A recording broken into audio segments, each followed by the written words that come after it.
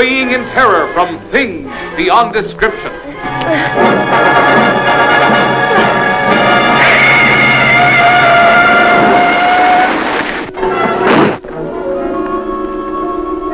Who are you? My name is Mike Hammer, if it matters. What do you want?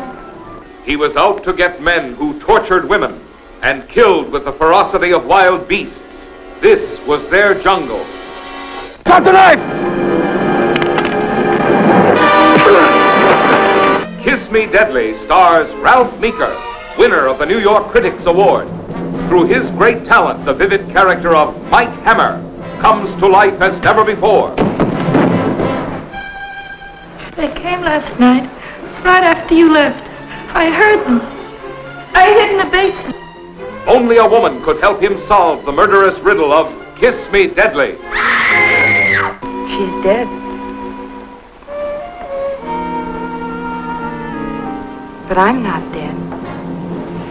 Hey, remember me? This woman's lips, cold as steel, lethal as a gun, gave him the terrifying clue he sought. On this woman's lips, warm with longing, lay the shocking secret of Kiss Me Deadly.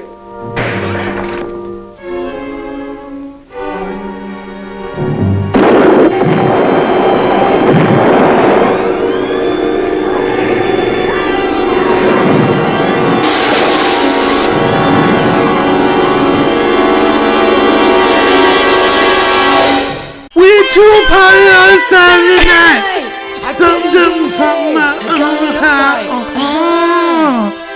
It ain't no big thing. Song Kiss Me Deadly by Lita Ford. Good job.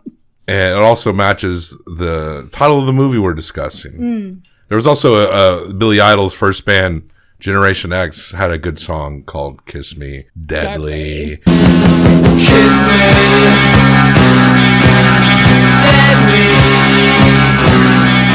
I'm Bob Sham. I'm Angela. And this is Movie Humpers. The sounds here may be dogs, and all month long is our theme, The Left Hand Endeavor. That means classic film noir all month long. And today's selection is quite an interesting one. It is the third most recent noir we are going to be discussing today. That's right. I don't think anything we discuss when it's all said and done is more recent than 1964, I want to say. I think that is the most recent one we will be discussing. And this is 55? Yes. Directed by Robert Aldrich, written by A.I. Bezzerides, and based on some characters by Mickey Spillane, however way you pronounce that.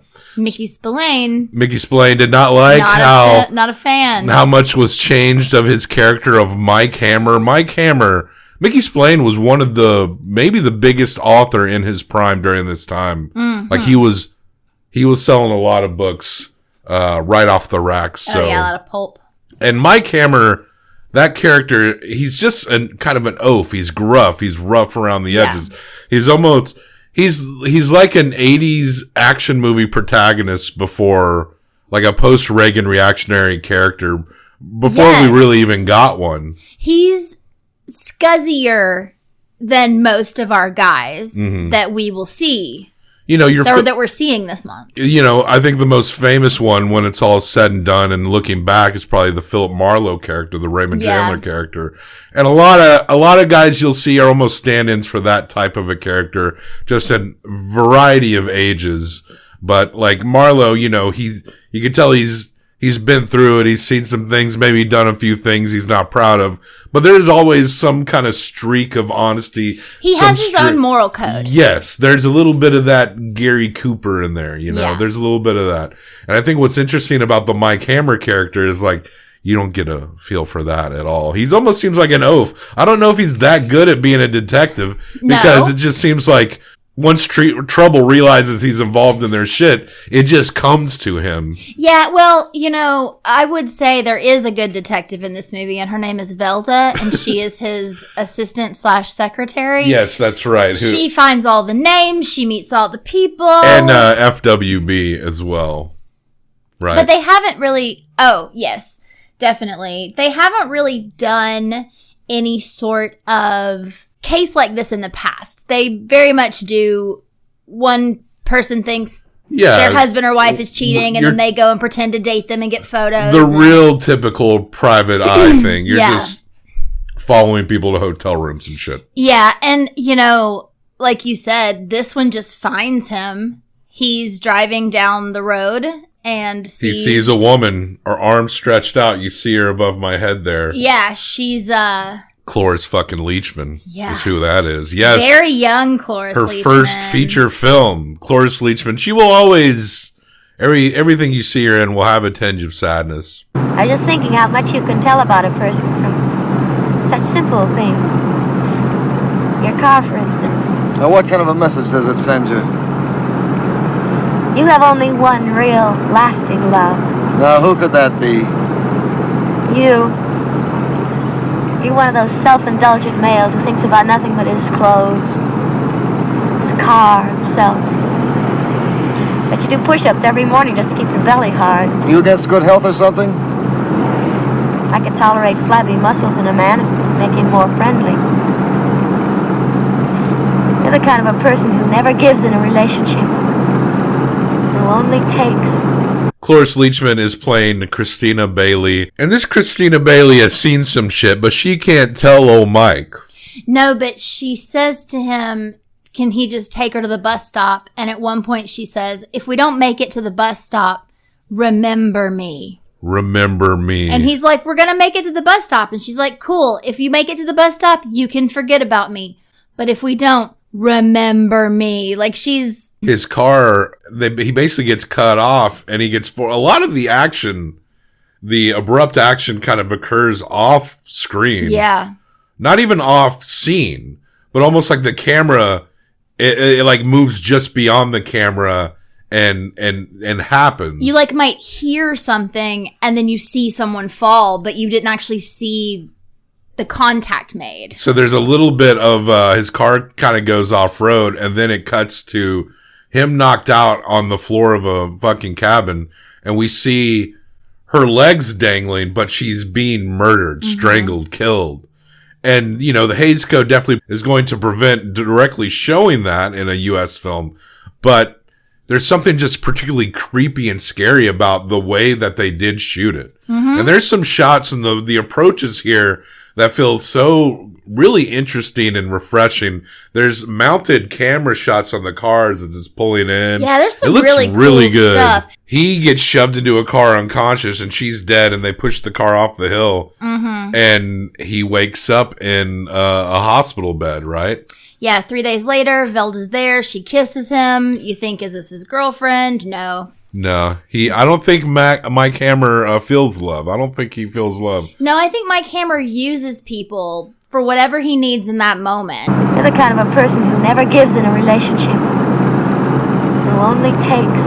I don't think he's completely unsoft, but it's hard to tell if he's like looking for revenge on behalf of Christina, or if he's just fucking annoyed that someone clubbed him over the head. I think it's more he needs to know the answers. It's a curiosity. And I do think that he has like affection for Velda. I think when he's with her in that moment, he's there.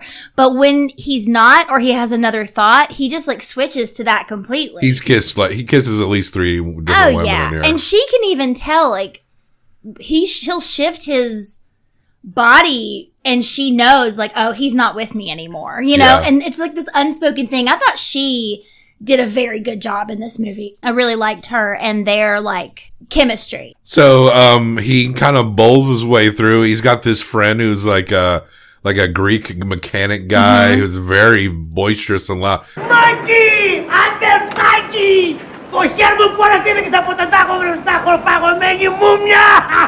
Hey, Sammy! Look, my friend just returned from the grave! Hey, man! This guy is like a Labrador Retriever. Like, he's just at a 10 excited every time he sees you. Mikey Mikey! People know he's involved, so he's being followed. He's being followed on the streets, and he bangs this guy's head against the wall. And we watch him beat this guy. We think he's bashed his head in, but then the guy gets up and he's throwing him down some steps, muscling every guy they put in his way. Yeah, and he basically gets told, hey, we need you to forget about this, and to make nice, we messed up your car, so you'll have a present in front of your house tomorrow. Him and his Greek friend show up, and he's like, check out the engine there, and they look it up. Sure enough, there's a bomb strapped to the starter, and he unhooks it, and then he's able to drive the bomb off. So he knows they're trying to kill him, so he does track the goons. There is some kind of mob kind of thing going on, and he literally goes to the dude's house while they're playing out in the yard, and they've got babes out by the pool. He just shows up, walks in, starts looking. Making out with his sister. Lightweight of the race.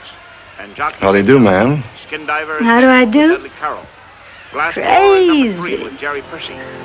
Victoria Shout follows under the handling of Peter Buteri. Black Rocket #5 written by Dave. Yeah, that's right. Sister.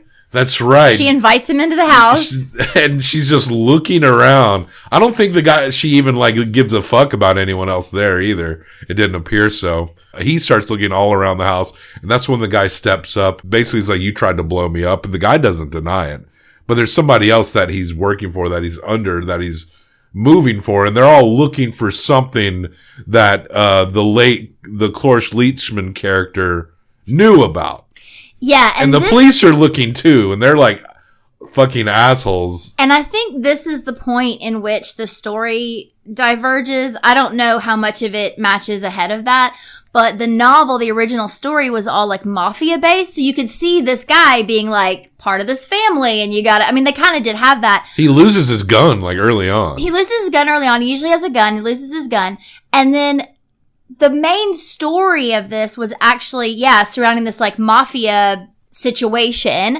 But in this movie, everyone's looking for something, and this item they're looking for is not in the book at all. Yeah. It doesn't have anything to do with it. So it's just pretty much a whole different Mike Hammer story. When you get down they just made up a new story and used the name. He goes to where Christina Bailey was staying, and this man tells him to go to some place where her roommate should be. Yeah. And that's when he meets Lily Carver, is played by Gaby Rodgers. Right. Now, Gaby Rodgers is very interesting.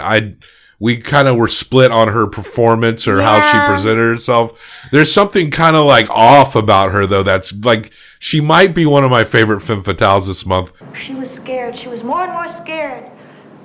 She was afraid to go out. She'd go to the movies once in a while or out for groceries, but never very far. Then the police came around. They asked questions, lots of questions. Then they took her away. After a while, I had a feeling someone was watching the place. And those men came. Yeah. And it looks kind of campy, her performance, but she almost just seems like she's definitely one of maybe the weirdest femme fatale we will see. Almost. Yes. And I just came up with a theory that would make me like her more, because my problem with her is that she just seemed like she didn't know what was going on ever. And I couldn't tell if she thought she was doing something or if she was just a space cadet, I just couldn't tell.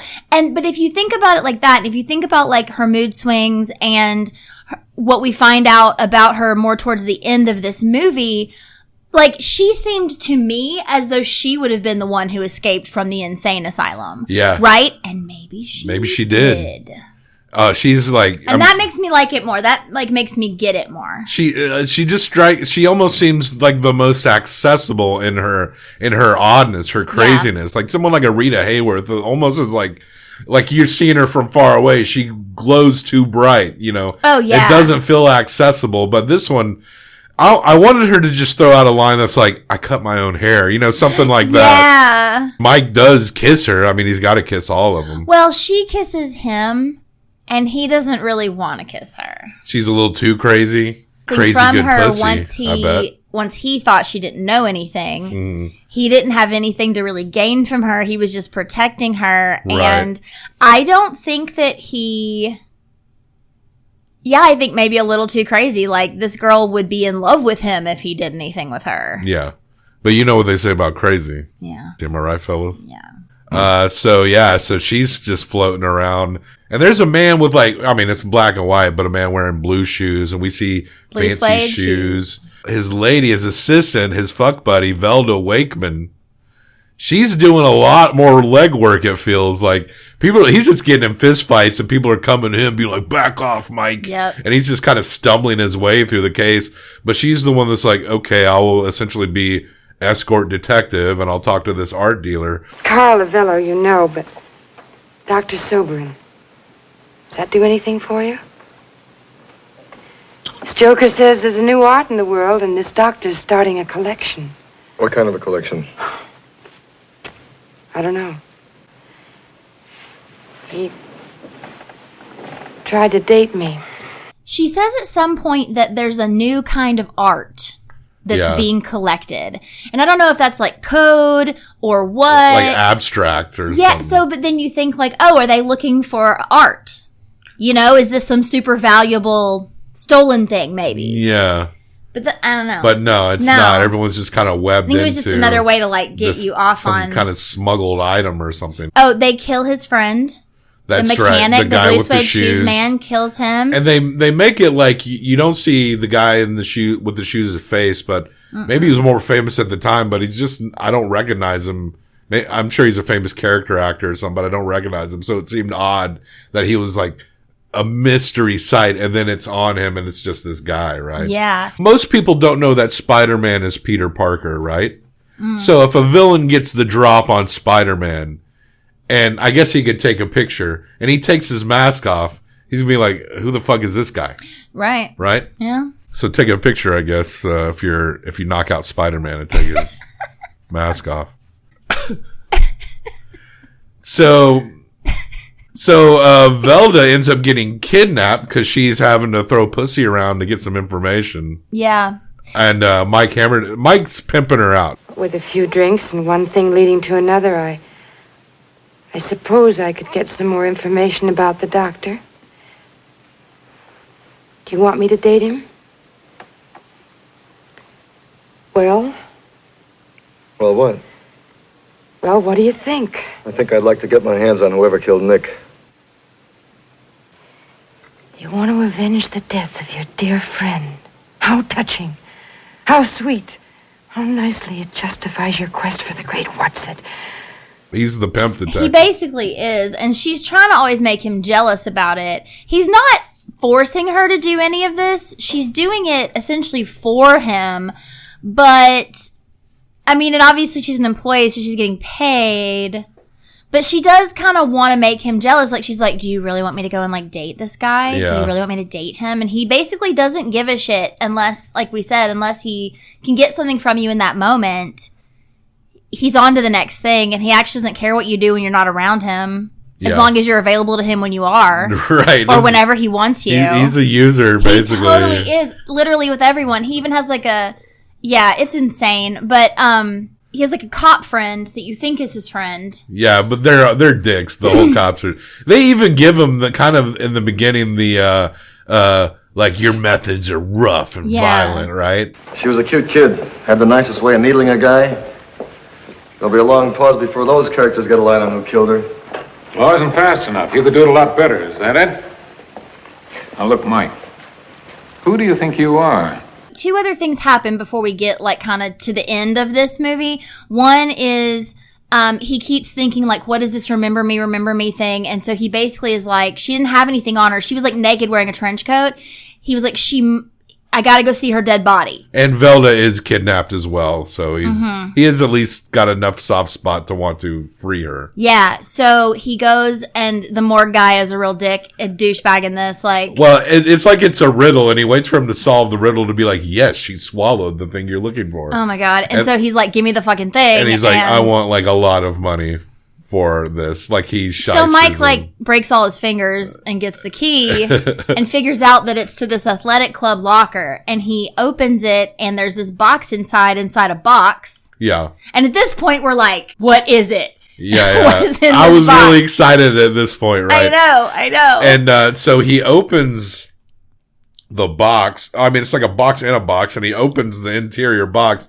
and a light comes out, and he shuts it. But he's burned. And it burns his wrist. And so he locks it back up and just tells the guy who runs the joint, like, I never was here. I was never here. Don't open this box. Don't ever take it out. Don't let anyone take it. Mm-mm. So he takes off and the police catch up with him. And the cop notices he's got a burn on his wrist. Yeah. And then he's like, "What's up with that box?" And then the police know, the detective know, and he's like, "Now listen, Mike. Listen carefully. I'm going to pronounce a few words. They're harmless words, just a bunch of letters scrambled together. But their meaning is very important. Try to understand what they mean." Manhattan Project, Los Alamos, Trinity. Yeah, he actually says Manhattan Project. Manhattan Project. What was the third one? Kaboom, boom, boom. No. You get it? You get it? They're so not unrelated words. Well, he's just trying to remove himself. But it's like a room full of people acting like he's talking in code. Everyone else is another cop, though. I know, but still, it just seemed weird. Like, why do you got to speak in codes? But I guess, yeah, he didn't want to say he ever said it. So, yeah, we're in a nuclear age story. Yeah. Now, he's been helping hide out Lily Carver, Christina's old roommate. Mm-hmm. But she takes off at some point. What kind of an investigation you running around here anyway? Lily Carver, Christina Bailey's roommate. We fished Carver's body out of the harbor over a week ago. You're so bright, working on your own, you penny-ante gumshoe. You thought you saw something big and you tried to horn in. What about this dame who's passing herself off as Carver? And he goes to get the box again, but it's gone. It's gone. And then he's desperate to find Velda. He doesn't know where the box is. And so he goes to the art dealer who she was like romancing. And he basically is like, where the fuck is Velda? What is the deal? Who are the people? That guy knocks him out on sleeping pills, himself out on sleeping pills so he doesn't have to answer questions. Which is crazy. I thought he was killing himself, but he started snoring and I was like, okay, that's actually like... But interesting decisions in this movie. But then Mike sees the prescription with the doctor's name on it, and he remembers that it was the name that Velda got from this guy. Yeah, so he calls it, and the answering service straight up is like, he's at his cottage house, like, telling people where people are. Anyway. So he somehow gets their beach house. The detective reveals that Lily Carver's body was actually found fairly recently. Yeah, so this is not Lily Carver that you've been helping. Come on, we all knew this crazy lady, crazy good pussy, was not going to be like that. Gabrielle was her real name, as it's revealed as we see her in the room with the doctor guy with the nice shoes who killed his Greek friend, and they're talking. Whatever is in that box, it must be very precious. So many people have died for it. Yes, it is very precious. I want half. I agree with you. You should have at least half. You deserve it. For all the creature comforts you've given me. But unfortunately, the object in this box cannot be divided. Then I'll take it all. I want it all! And she pulls the gun out and shoots the guy who very slowly and melodramatically dies. Very slowly dies. Oh, and he's also like, I'll tell you where to take it. Just don't open it. And then he dies before telling her where to take it. Yeah. And she immediately is like, I'm fucking opening this shit. But my camera gets loose just in time to witness her open it. And she shoots Mike. Yeah. Oh, right. She does shoot him. She shoots Mike. And then she opens the box and it's shining so bright on her, she bursts into flames. It's like when, like in Let the Right One In, when the light hits the vampire and they burst into flames. Yeah. It's kind of like that. And you can see like a mannequin like burning as the camera's pulling back on that, which is kind of funny. But, I mean, I'm not complaining. We're watching people get shot and there's no blood. Yeah, That's just the time, right? And Mike finds Velda and gets her, and they run off into the water as the house literally explodes. Yeah. Another thing we found out post-movie, on the Criterion collection that we have. Criterion DVD. There is a alternate ending. So the ending with them getting away was the original ending. And then that ending was lost for a long time because it was re-edited so that you never saw Mike and Velda leave the house. It just ended on the house burning. And so it was very much more like apocalyptic. That ending, without them getting away and without it just being that the house blew up, has put this movie into the realm of science fiction. Right. Because this thing opening, like, what the fuck was in that box? Right. Is it something radioactive? Is it something yet to be discovered? Is it a portal to hell? Now, American culture's wrapping its head around, fairly recent, and wrapping its head around its own country's nuclear capability, what that means. A lot of science fiction and horror at this time is coming off of that kind of Cold War nuclear era kind of shit. Yeah. So, I don't know much about how radioactive plutonium and shit like that works, but I'm pretty sure it's not going to burn you immediately like a vampire. You'll probably just start getting very sick and red like after a few weeks. I think that's more like what happens, or like after a few days. But this posits that this thing that they have is so strong that it will immediately just destroy you, the whole house, and everything. And it almost implies that it's something even worse than what they alluded like this came from. Now that it's been released. I mean, because, like you said, he calls her Pandora. Like, they literally call it Pandora's box. Mm-hmm. I mean, if Pandora's box is open, I think it is apocalyptic. Yeah. Like, that's the whole thing. Does it stop at the burning of this house? Is this thing? Because it ends right at that point, but you could almost assume, like in Oppenheimer, before they tested that bomb, right? You remember that they were like, mathematically, they had deduced that there was like a very small percentage chance that there could be some kind of trigger in the atmosphere that could literally turn the whole earth into like a burning ball. Well, and seemingly whatever this thing is can be contained, but as soon as air hits it, it becomes something that can catch you on fire. And if that's the case, then exposed to air, it could just burn up the whole building, the whole world. We don't know, a lot of these movies I haven't seen before, but I feel like if I had known more about what this end plot was going to be, I would have put it more at the end. Yeah. Because you can kind of sit here and imagine that this thing, like, it just didn't go away. It hit the air. It could have destroyed all of Los Angeles as far as we know. Yeah. We only see them watching that house explode while they're standing in the water, hoping the water will keep them safe. But that's might not be the case. As far as we know, all of Los Angeles got destroyed by this little object that just expanded as it kept hitting the air.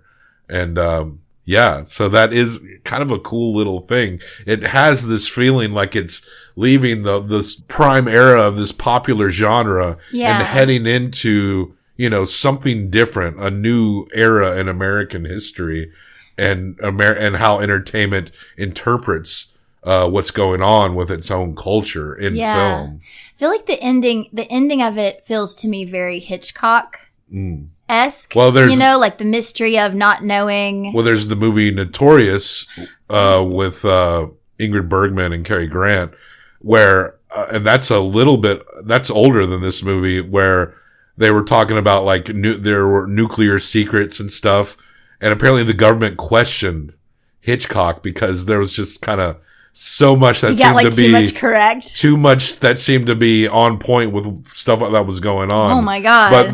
But that Los Alamos project, that whole scene, a lot of ladles in the soup. It's not surprising if information got around. For sure. But yeah, this movie ended up being, I didn't know much about it before we watched it, but this movie is extremely influential. Yeah, there's, just the glowing box MacGuffin alone. Yeah, so that's been Pulp Fiction, Raiders of the Lost Ark. Yeah. It also inspired like a whole wave of French filmmaking as well. Yeah, Godard and another filmmaker I was reading about had both quoted it as being the American film most influential to the French New Wave cinema. Yeah, which, interesting. We are going to watch I think it's going to be a French one from 1964. That will be our most recent film noir we will discuss. Mm-hmm. I can't remember if it's Godard. It might be Melville. I can't remember. But yes, Kiss Me Deadly. Such a interesting, such a different story. This Mike Hammer character felt almost a little too ahead of his time in the worst way. Much more of a modern, almost like from an 80s protagonist. Yeah. That's kind of more lethal and sticks his dick in everything and doesn't really give a fuck about anything. A very reactionary type character. Mm-hmm. But he also may have just been destroyed along with Los Angeles by this box.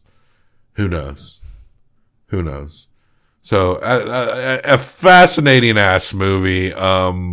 There's some parts in it that feel so strange, so different from some of the other noir that we might be discussing. Mm-hmm. And in some ways it feels so experimental. Like even the femme fatales are almost a little off here. Yeah. And, but they still kind of come around, reaching to that climactic point of desperation that you see in so many film noir, resulting in, everyone being destroyed by the future itself. Yeah. Kiss Me Deadly, 1955, directed by Robert Aldrich. Let's rate it 1 through 5 each combined. Yes. What do you give it? I'm going to give this movie a 3.75. I felt at least a 4, and I feel like the craziness of it was so much fun. I'm going to give it a 4.25. So that puts it right at an 8. It's in league with things like Dracula, Prince of Darkness. Yes. Crimes of the Future. House, It Follows. Manhunter. Prince of Darkness, the John Carpenter movie. I love that movie. Mm-hmm. We got a lot of 8s in here. Some solid movies. Easy A's. Kiss Me Deadly. This is a memorable one. I think I would love to revisit this down the road before too long. But it's I highly recommend. The influences here are super interesting. So check the show notes for links, other places to find us. The Left Hand Endeavor will roll on. We're just getting started. A whole other half month to go. And like, subscribe, corrections, compliments, fun facts. Lay it on me. What do you think about this movie, Kiss Me Deadly, starring Mickey Spillane, Mike Hammer? All right, let's get out of here. More all month long, huh? Yeah, see?